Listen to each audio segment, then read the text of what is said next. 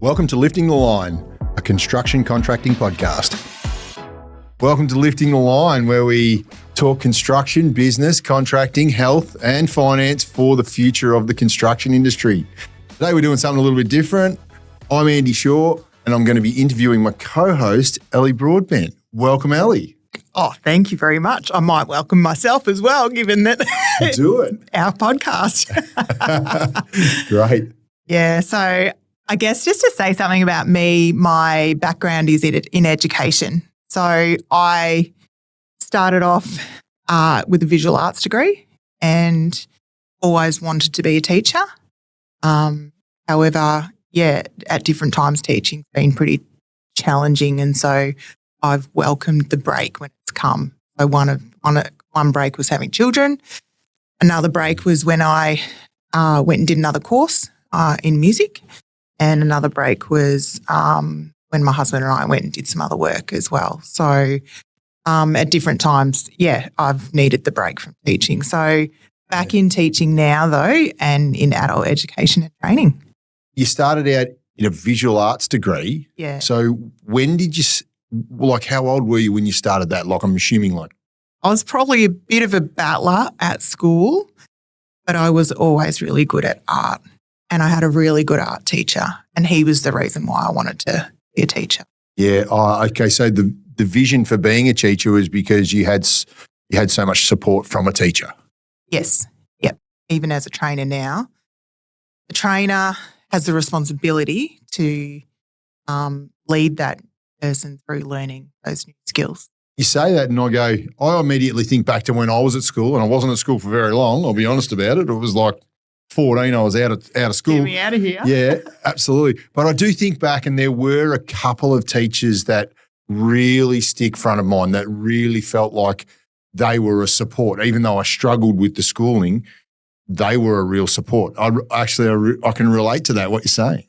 So I think as a teacher, it's really important to be encouraging and to make that effort to see what that student is about, how they learn.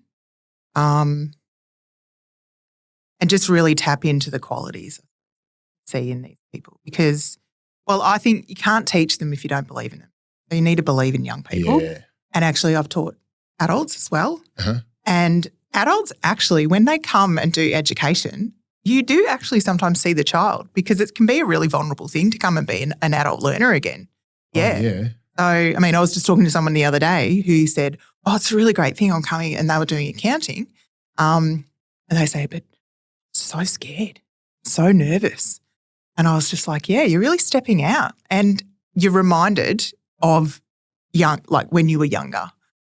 All those learning experiences when you were younger can come back when you're older as well. And sort of pick up on that. But yeah.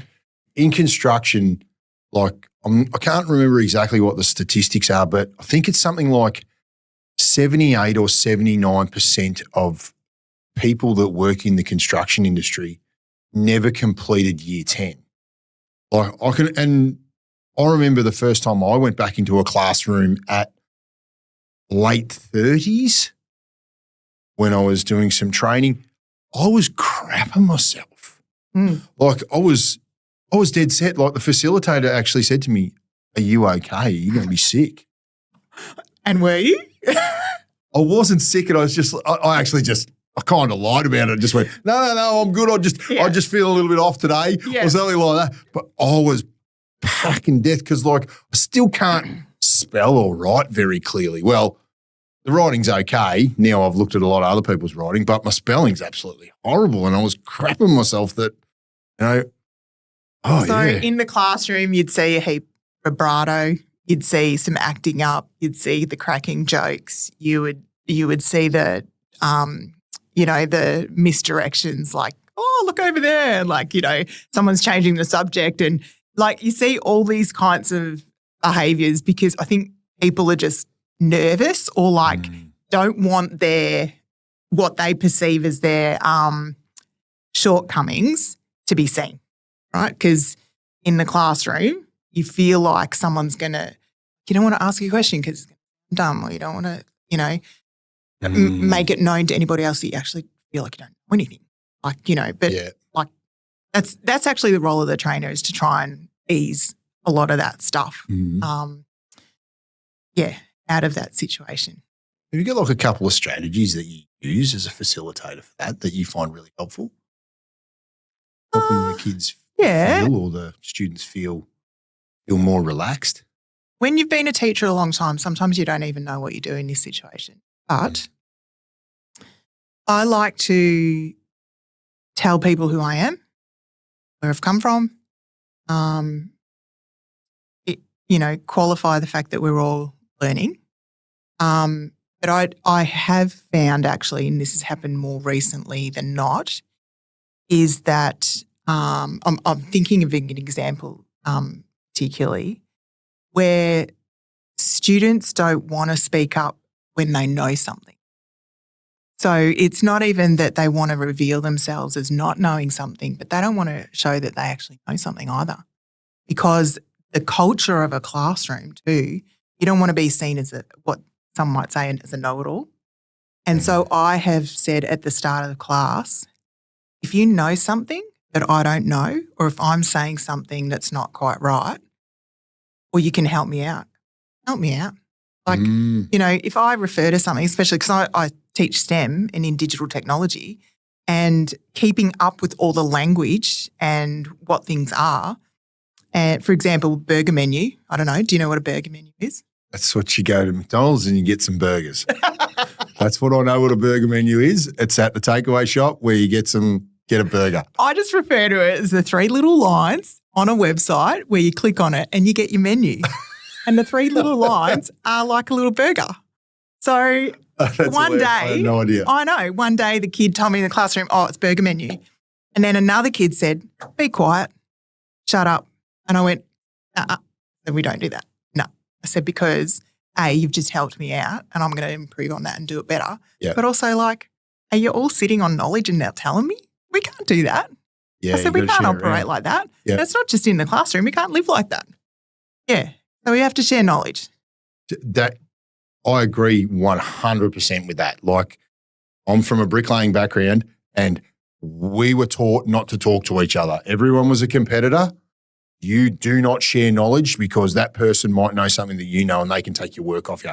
And it's held our industry back, absolutely destroyed us, that guys will not share their knowledge with each other. Yeah, well, I think in Australia particularly, we don't really celebrate accomplishments like and acknowledge intelligence and celebrate that as like we've got a little bit of that tall poppy syndrome where, you still want to like chip them down. They can't think too much of themselves, like, you just you're boasting or bragging or whatever. No, like, and I don't think it's fair. I don't think it's right, and it's not helping. It just doesn't help the situation in the workplace, in the classroom, generally, basically. So, but one of the things as well, just thinking about education and the value of education and going to TAFE or uni or doing another course, even if it's online, being willing to kind of learn and keep learning and updating the information. Well, one, the world's changing all the time. So I think, improving and getting that knowledge and constantly growing on that knowledge. To not do that, you are going to be completely left behind. So you need to keep refreshing. And like for me, part of it is keeping communication with all kinds of varieties of people from different walks of life, different backgrounds, young people, old people, what have you. Like if I see someone, I go, I sat in a room with some people who were semi-retired and I thought, that is me in 15, 20 years' time. Straight away I was like, tell me what was that like? How did you cut back on work? Like what happened and how did, and I just gleaned all the information I could in that moment from all of them in the room. And the people that have already experienced that. They were women, they were wives, they were professionals. And I thought, this is gold. I've got them it was a Christmas breakup. I thought, I've got them at the table. Yeah. We have to talk about something for the next hour or two. Yeah. Shoot me some wisdom, basically. Yeah. Yep. So anyway, keep up to date and keep keep learning. Just have Yeah. an attitude of learning, and just, Yeah. and be okay at saying, I've got no idea what you're talking about. Can you just fill me in, back me up? Like, yeah. It's super interesting you say that, because in so many organisations or structures or places people work, they have ongoing professional development that they have to do. Like there's sort of targets that they have to meet, or a certain amount of hours that you have to do. In trade, a lot of the time, unless you're maybe a licensed trade, like maybe an electrician or a plumber, that there's a license and there's a danger involved, so you've got to keep up to date with certain things. A lot like of the your time, annual training, mandatory annual training, like first aid, for example. To keep your license or whatever it is. Yeah. A lot of the time, we kind of finish our education, whether it be our apprenticeship or we've done some sort of education and learnt to a certain degree, and we go, we know that now.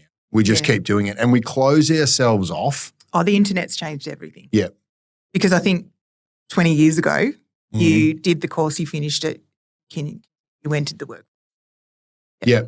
And I'll be honest, I'm like, being a guy, we're a bit shut down from wanting to show that we don't know something. It can creep into us. I know it was for me for a lot of years that you didn't go off and show that you didn't know something. You just promoted what you knew and never asked or thought about, I don't know, I haven't seen, that guy's doing something that I don't know how to do that, but I'm not going to go and ask him about it because I might look like I don't know what I'm doing. You know, that was, I actually think ongoing professional development in everything you do is a really wise thing. If you can make it a policy within yourself to go, I'm going to learn something new that could relate to my work or my industry or even my life each year or month. Get out of your comfort zone. It's just going to stretch you and make you better at what you do. This was back early 2000s, and I wanted to do some PD, and it wasn't a thing. And no, not even at all. And I remember saying to another teacher, you think it would be the advantage of, like, say, our school and the principal and, that I would go and learn another thing and bring it back and into the school, that they would release me from my classes to go and do that. But no, it wasn't a thing. So you had to take, if you saw a workshop or something that you wanted to do, which sometimes I did, I then had to go and ask permission, and quite often the answer was no. But now the answer would be yes, because it's written into a plan and it's valued as a thing. And also too, they've learned over the years how much a work culture can benefit by others learning things and bringing back the back and sharing, that collaboration can. And so, come along, I've been a teacher for 25 years now. Yeah. Yeah. So, it's good. It's good. Yeah. The other thing I think that's helped me being a teacher, and I would have sworn black and blue that I didn't need this, and I'm not saying that being a parent has helped me be a better teacher, because I looked at students as students, but since having my children, I've looked at them as children, and that's just helped me along the way as well. Yeah. And when you say you've looked at them as children, like, does that mean they're somebody's child? You're more compassionate? You're more… Yeah, I'm not as tough. I think I used to be a bit firm and black and white and a bit kind of expectations were high, and now I'm kind of a bit more understanding. Yeah. Yeah, there's more going on, or probably like this kind of kid, or yeah. I think that probably comes with age a bit too, I reckon, wouldn't it? Let me think. Well, yeah, I mean, I've only lived one life to know, so it could be. Yeah, if you think it is, like, it could be. Yeah, I think teachers can get tough over the years. Yeah. Just because they're repeating and they're saying the same things. It's, I suppose, in any kind of job, it's good to stay soft. Like, learning's part of staying soft to learn, but like saying soft to students that you're working with or the clients that you're working with or Yeah. whatever. I suppose there's some sectors that are particularly hard and challenging, Mhm. especially in the behaviour area of people, Yeah. human behaviour. Then you eventually some sort of toughness can come into Yep. because it helps you stay in the job a bit longer. You need to build up some resilience and persistence. Yeah. Recent stuff. I automatically think when you're saying that about working as a bricklayer and having apprentices working for me. Now, when I didn't have children, I was a brutal boss. Like they would just you'd yell and scream and you'd belittle them or whatever it might have been at the time, which was just terrible. And I think back now that as I got older, they are kids. So like I might have been 25 and had someone working for me that was 17. Well, there's not a lot of age gap there. And I'm thinking, well, they should be as mature and as smart as I am. But there's a big difference between you being 25 and 17. And thinking now of me as an employer when I was 35 or 40 and I've got kids that are getting into the teens themselves. Yeah. And well, they are just a kid. You look at your own kids and go, they're making some dumb decisions, but they're kids. That's what they do. And adolescent hormones Yeah. have a lot to answer for. Yeah, absolutely. And clumsy, dropping stuff, forgetful, disorganized. It's the hormones raging to do that. Yeah. So, understanding, so when someone's late and they're disorganized, what do you need to help you be more organized? Yeah. Because something's going on for you. What is it? And ask the question and get alongside them. That's the trainer. And if you are a boss and if you don't have time as a boss to work closely with your apprentices, then nominate someone who can be. Pick someone who's got some of those people skills that are needed and get alongside them in a way that helps guide them. You can't assume everyone knows how to, get up and get ready and be there and manage themselves and, Yeah. And because I think, well, an apprenticeship is just another form of tertiary education. I think we forget that.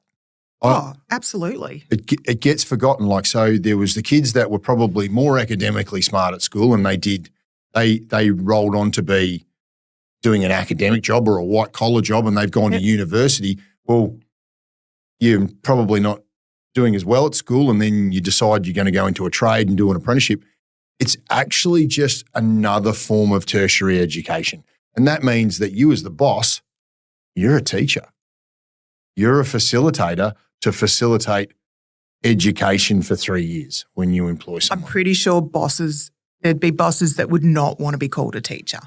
Exactly right. They wouldn't want that because they would have an idea about what a teacher is. But you are responsible for your staff. And if you have a staff member who is new or learning, so in education we have early career teaching, which is considered to be the first 3 years. And they are the most vulnerable group to leave the profession. If they have a tough time, they will leave the profession in their first 3 years. If they can get past their first 5 years, then they've managed to weather those first few years. And the research shows that if they are mentored, there's real proper induction programs that they have got better chances of succeeding. So if you think about new people who are on the work site, same situation, they're not inducted. They have a hell of a time. Yeah. They're not shown what to do, how to ask. Telling someone it's okay to ask for help. If you need something, you can ask for it. Here's how you ask. Here's who you ask. This person actually is going to come alongside you. And that's that picture that you've just painted. I don't think there'd be a lot of small trade businesses that actually have a process in place to have, we're inducting you onto site the first day. This is the person that you go to. I don't think anyone would be doing that. It'd be just, look, we'll just get you sweeping the floor or get them doing some menial tasks to start with rather than actually spending that bit of time just for a couple of hours laying down a process of how they can navigate their way through. And what would be the reason for that? Because they don't know. They don't know to do it. I don't know to do it. I'm sitting here listening now and going, Rockies, that would have been fascinating. That would have been fascinating. Oh, well, when I say that, I actually do have a process now that I've documented on how to do it, but that was only after researching, onboarding staff. But I wouldn't have ever done that when I was running my business. I used to onboard them just the way I suppose I was onboarded when I started my apprenticeship. That sounds to me like a tradition, like a way of doing things that has been handed down. So it's hard to break tradition. And I know, like you and what you're doing with your Brickies Network, that's bringing in some changes in the industry. That part of that is breaking tradition of what's been happening, for a long time. Yeah, absolutely. So you've been through the education system in tertiary from being a student, and then now you're a teacher. There's some things that we talk about every now and again, and we were having a talk about it earlier, that there's this whole thing between becoming a tradie or going to university. The push, which way you go. And there's some real positives and some real negatives, and I don't think they're focused on. And it was especially around, you can do a university degree. You might be in university for 4 years. You can come out with a massive HECS debt of $100,000+, and you're working a part-time job just to get through uni. You come out with a piece of paper too, though. Yeah. A very special piece of paper. Cost you thousands and thousands of dollars. Thousands and thousands of dollars. But you're also getting the knowledge. That's what you're there for. You're there to learn the knowledge, and then you come out of it and you might be earning a menial wage of $70,000 or $80,000 a year. And I don't mean menial, I mean that's just an average wage. Yeah. And you've got this massive debt, and away you go, you move into working life. But the flip side of it can be, you can do a trade apprenticeship. You actually get paid to do your tertiary education. And you don't come out with a HECS debt at the end of it. You don't have to do a part-time job just to get by. But there's this real thing going on at the moment, and you see lots of stories that apprentices don't get paid enough. They should be earning more money, but they're thinking about it as a job, not as in, I'm getting paid for my tertiary education. So if you are that person leaving school and you've, finished, even if you've finished your 10, year 11, year 12, whatever, you're leaving, you're finishing with school, going on to the next thing. You've got the choice of doing courses, studying, going into the workforce. Okay. So if you're talking about finishing at year 12 and going into that next course, you have pretty much two pathways. So you can enter into the TAFE system or you can enter into university. So how you weigh that up, and this is what I tell kids, it all depends on where you want to get to. Because you're just going to go to uni and do a course, but you don't know where you're going or why you want that course. No one's going to do a teaching degree unless they want to be a teacher. That's a very clear course path to a job, right? But you could do a business degree, but you don't know where it's going to particularly end up. So that's a different one where it's sort of got a bit more of an open-ended. A nurse takes you to be a nurse. Nursing degree takes you to be a nurse. Oh, no, that's what I mean. So you've got, if you enter into doing, a typical one is an arts degree, like an arts degree that's unspecified, they're very expensive courses at the moment because they don't sort of like nail a particular outcome. That's a particular kind of job. It's a broad course. Has that always been the case? No, sometimes they've funded, and this is, you'll know, if the course is funded, it's because there's careers and they need staff. They need the next worker to come through. There's a shortage. Yes, that's right. So you've got free courses at the moment, and they've been determined by the government that we need people to get these skills and qualifications. So there's some free courses. There's some that are funded, and then there's some that are full paying. So I guess the point we're getting at is just talking about how you could go down the university road, but I think knowing why you want to go do that course is important.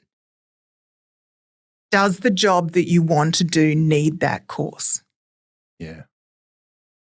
Or you can go into the TAFE sector and learn and do the courses. And again, does the job that you want to do need that course? So hairdressing, you need to do.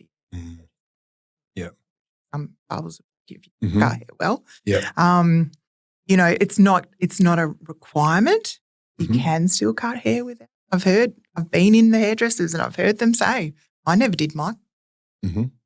I haven't done an apprenticeship or done a course on how to cut hair. I just know how to do it. Yeah.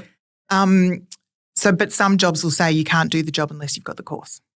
Yes. Coursework behind you. Yep.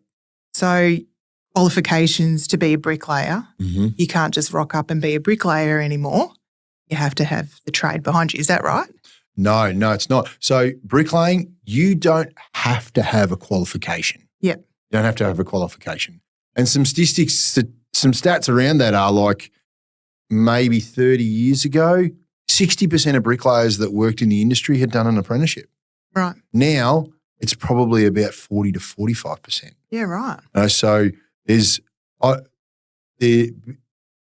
probably a multitude of things for that, but the core of it is you don't actually have to have a trade qualification to work as a bricklayer. You just need to know what you're doing, exactly like you're saying about the hairdresser. So what are the trades that you have to have the qualifications in order to be in that trade? Well, as far as I can tell, there's really electricians and plumbers. Yep. And that's because there's a license that's attached to their qualification. Okay. Right? But okay, so a license very similar to a registration. So like a nurse needs to be registered with the Nurses Association. Yes. Teachers need to be registered. So registration, license is probably like a way of looking at the equivalency. Yeah, absolutely. And with some of those, there are some ongoing professional development that you probably got to do to maintain that registration or that license. And with a plumber, I think it is you're a licensed plumber, but you're registered with the Plumbers Registration Board. A regulatory body. There's risky outcomes that can come with that. So if it's not done by a qualified tradesman, then the pipe could burst and could flood and do a lot of damage. Or if it's not wired up correctly, someone could die because they've been electrocuted. So there's some pretty bad ramifications. But with bricklaying, like sure, a wall could fall over and that could hurt someone, definitely.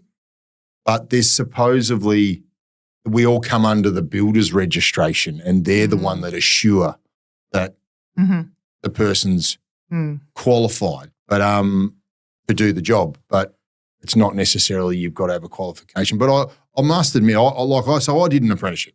Yep. Did an apprenticeship. It took a while to get my actual qualifications, but I did it. But what I actually learnt at school was invaluable. Yeah. And I still refer back to my books that I got at trade school. Yeah. I found them in a box there when I was moving the other day, and I look back through and I go, if I wasn't taught this at trade school and didn't have it in a book and know where to go and access that information, I wouldn't know. I wouldn't know. So when you think about the things that you've self-taught yourself, you've normally self-taught yourself for a particular outcome that you to learn for. Yeah. So, I can sew, self-taught, didn't go and do a dressmaking course or like a, fashion designer's course or whatever. And I know that I've got some gaps in my technical knowledge and also in my skills. And I probably do things in some ways like lazily or loosely because I haven't learned the technical way of doing it. Something like that. And I think that can get missed along the way if you are learning from watching someone do something or, you haven't actually gone to do the course or get the qualification to, learn the technical side of it. Yeah. Yep. And I imagine there's a lot of technical stuff to do with Freaking. Heaps of stuff. Yeah. Heaps of stuff that you might not use every day. So if you did just learn it on the job and you were working for someone and you did that and you just repeated that over and over again, you go off to do another task, you think of yourself as a qualified bricklayer or a very knowledgeable tradesman. But you don't actually know about that because you weren't taught that. Yeah. So I guess too, we're talking about that career path that people have got the choice to take and weighing up what path to take, knowing the kind of job you want to get into. And most young people don't know. Yeah. They actually have no idea. I was going to say that because I thought of that. So you're working in TAFE. When someone comes in, even though they've selected a course, are you doing anything to help guide them to their destination that they're trying to get to? Even though they've selected something, they might not even know what they've selected it for. Yeah, there's a lot of information out there. I think the website's probably the first place people go to, and any course will say what, what jobs or whatever that it would take them towards, or what it's leading towards. Yeah.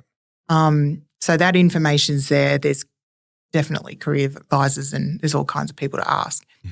When you're a young person living at home, your first point of call is more than likely your parents and then potentially any other siblings in your home or aunties, uncles, cousins, so on and so forth.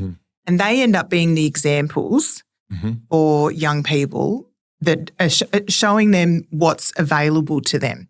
So this is why we get, families of doctors and families of, teachers and families of tradies and, families of plumbers and all the, I know plumbers with children that were plumbers that grew up and did the apprenticeship. So as a parent, I wanted to be someone who just suggested to my kids all the other opportunities that they had. And for me, I needed to actually go and search online, what are all the new future jobs?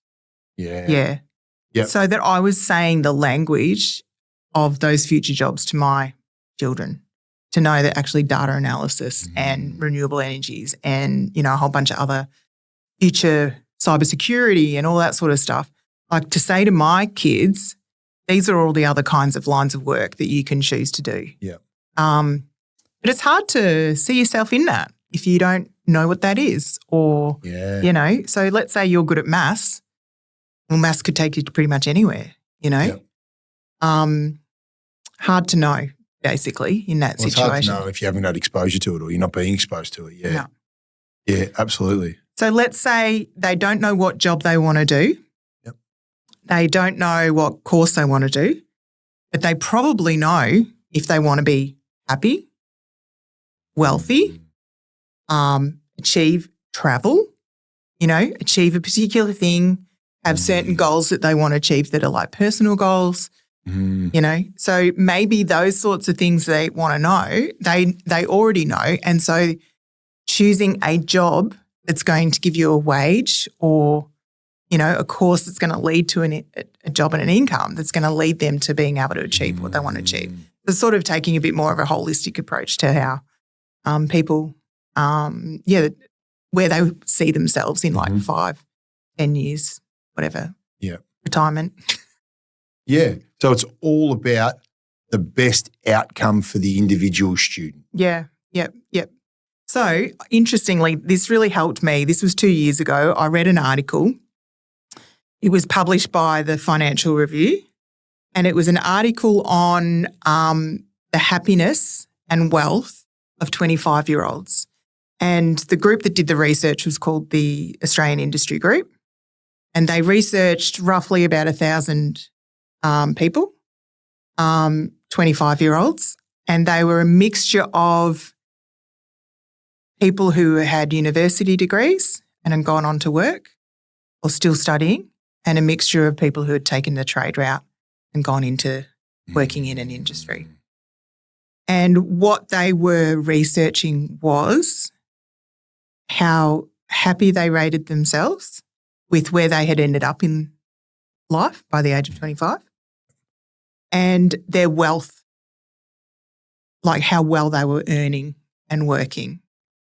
And what the research showed actually was that those that had taken a trade route were happier with where they ended up. They were happy in the work that they had chosen. Mm-hmm. They were happy that they'd chosen the course path to get there, and they were earning more than those that went to university. And the research also showed that those who had degrees had gone on to work in a job where they didn't need a degree to work.